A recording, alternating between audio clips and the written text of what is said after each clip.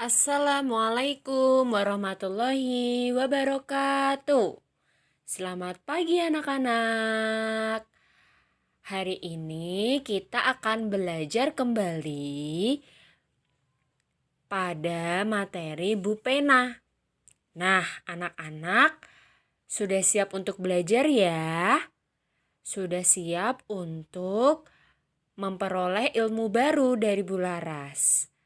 Nah, sekarang kita akan belajar tema 5, pengalamanku, subtema 1. Pengalamanku di rumah, pembelajaran 5 dan 6. Untuk materi kita yaitu yang pertama, menentukan makna kata pada puisi.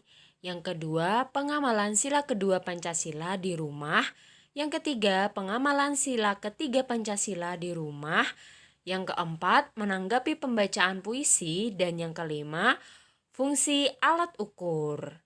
Oke anak-anak, mari kita lanjutkan untuk materi yang pertama. Menemukan makna kata pada puisi.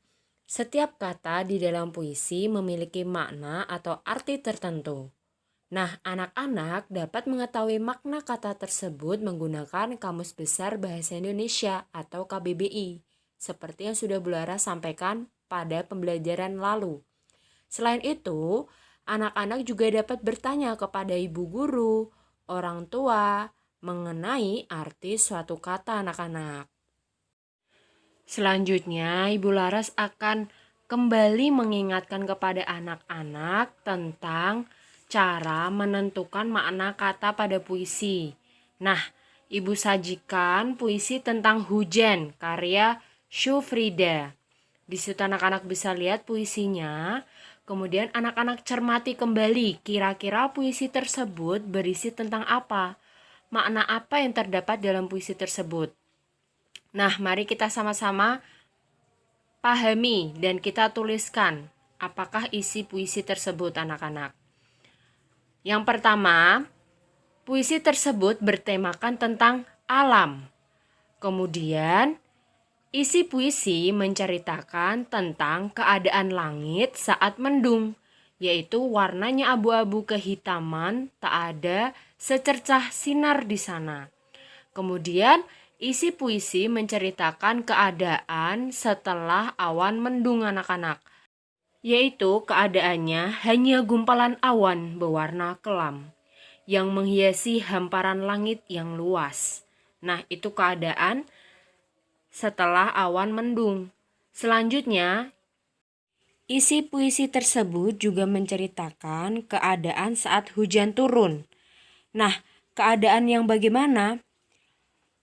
Tetes demi tetes air berjatuhan dari langit yang berwarna kehitaman. Hujan pun turun perlahan, membasahi tanaman di halaman. Nah, itulah anak-anak cara kita untuk mengetahui makna dari puisi yang kita baca. Jadi kita harus mencermati terlebih dahulu, baru kita akan menemukan makna dari puisi tersebut. Oke, materi selanjutnya. Pengamalan sila kedua Pancasila di rumah. Sila kedua Pancasila berbunyi kemanusiaan yang adil dan beradab. Nah, sila kedua Pancasila menjadi pedoman kita dalam berhubungan dengan sesama manusia anak-anak. Pasti anak-anak ingat kan sila kedua Pancasila?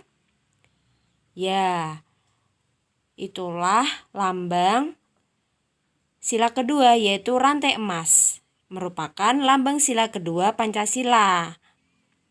Kemudian, kira-kira pengamalan apa yang dapat kita lakukan di kehidupan sehari-hari di rumah? Kita dapat menyayangi orang lain, berani membela kebenaran, peduli terhadap orang di sekitar kita, dan tidak membeda-bedakan sesama, sesuai dengan pengamalan sila kedua Pancasila di rumah anak-anak. Oke, jika tadi pengamalan sila kedua Pancasila di rumah, maka sekarang kita akan belajar tentang pengamalan sila ketiga Pancasila di rumah. Nah, sila ketiga Pancasila itu berbunyi apa anak-anak? Benar, Persatuan Indonesia. Sila ketiga Pancasila mengajarkan kita untuk menjaga persatuan. Dengan mengamalkan sila ketiga akan tercipta kerukunan di rumah. Kerukunan dapat mempererat hubungan antar anggota keluarga.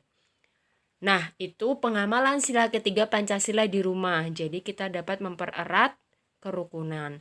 Misalnya, mendahulukan kepentingan adik saat bermain bersama adalah contoh pengamalan sila ketiga Pancasila di rumah.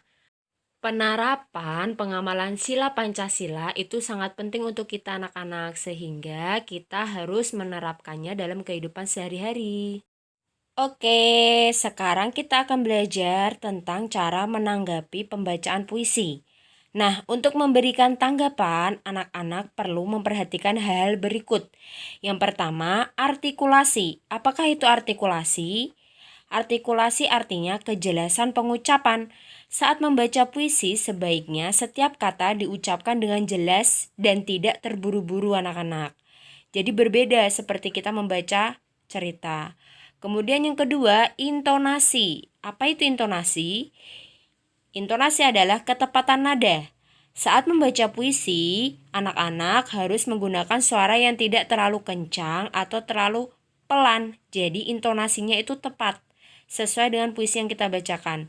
Kemudian yang ketiga, ekspresi. Ekspresi itu raut wajah. Sebaiknya ekspresi yang digunakan harus sesuai dengan isi puisi. Misalnya puisi itu bahagia, maka ekspresi kita harus bahagia. Nah, seperti itu. Nah, sekarang anak-anak bisa perhatikan contoh tanggapan pembacaan puisi berikut ini. Saat membaca puisi berjudul Hujan, yang Ibu Laras bahas tadi, artikulasi Desi terdengar sangat baik. Ia membaca setiap kata dengan cukup jelas. Ekspresi Desi saat membaca puisi juga sudah sesuai dengan isi puisi. Nah, begitu anak-anak.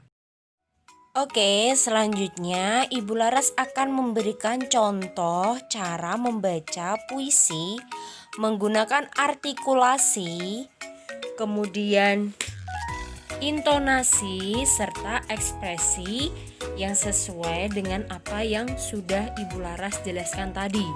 Nah, anak-anak bisa perhatikan ya. Selamat menyaksikan. Hujan.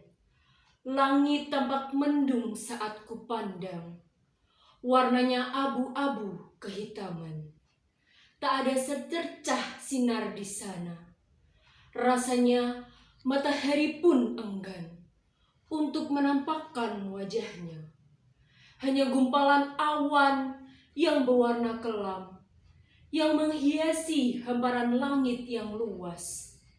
Tiba-tiba tetes demi tetes air berjatuhan dari langit yang berwarna kehitaman.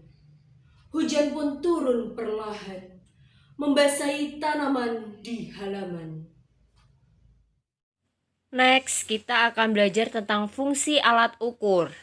Nah, anak-anak bisa lihat pada gambar yang ada dalam slide, penggaris biasanya digunakan untuk mengukur panjang benda yang kurang dari 30 cm anak-anak. Contohnya, untuk mengukur panjang buku tulis. Sedangkan meteran dapat digunakan untuk mengukur panjang benda yang lebih dari 30 cm. Contohnya yaitu mengukur panjang meja. Nah, itu fungsinya. Lalu kita belajar kembali jangka sorong yang sudah kita pelajari pada pembelajaran sebelumnya, digunakan untuk mengukur panjang garis tengah atau kedalaman benda-benda berbentuk bulat, lingkaran. Contohnya mengukur garis tengah ke lereng, itu menggunakan jangka sorong. Sudah paham ya? Terima kasih. Alhamdulillah, pembelajaran kali ini telah selesai. Bu Laras harapkan anak-anak tetap semangat dalam mengikuti pembelajaran daring ini. Tetap jaga kesehatan dan tetap semangat menonton video pembelajaran sehingga anak-anak dapat memahami pelajaran dari rumah. Wassalamualaikum warahmatullahi wabarakatuh.